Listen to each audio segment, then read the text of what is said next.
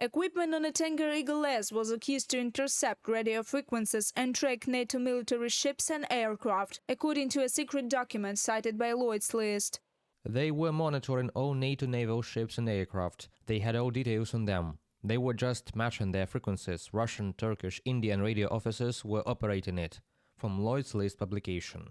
The Finnish Coast Guard detained the Eagle S tanker, suspecting it of damaging the Sting-2 underwater cable. Police stated that the tanker intentionally slowed down and dragged its anchor around the cable. 3 other cables were also damaged. The police are investigating the case as serious vandalism of underwater infrastructure. While the investigation continues, Finland and Estonia have requested additional NATO assistance, Finnish President Alexander Stubb reported. According to him, the new measures could include additional inspections of Kurds in the region. We were able to get the situation under control and locate the ship in question, bring it to Finnish waters and begin a criminal proceeding. There have been substantial damage through the cables. NATO will increase its military presence in the Baltic Sea, emphasized NATO Secretary-General Mike Rutte. If necessary, Estonia intends to invoke Article 4 of the NATO Treaty, which calls for consultations if any member state perceives a threat, says the Estonian Prime Minister.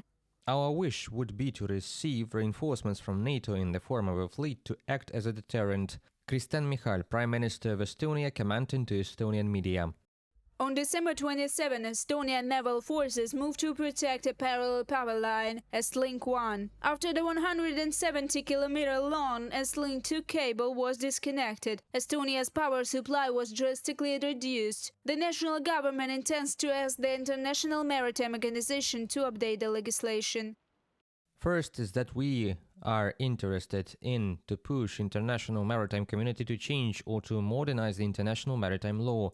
When a ship drags anchor along the sea a long way, it can't go unnoticed. So the threats that maritime law has dealt so far, like piracy or unauthorized broadcasting, so this dragging of the anchor in order to harm the undersea infrastructure is something that is not so specifically covered by the international law. The damage to the Sting-2 cable marks the second sabotage in 2 months. In November, a Chinese flag freighter Yipeng-3 was accused of unmooring and damaging a communication cable connecting Finland and Germany. Finland was the first NATO member to arrest a merchant vessel suspected in the accident. Reported by Alexandra Zaslavets, Kristina Dombrovska, UATV News.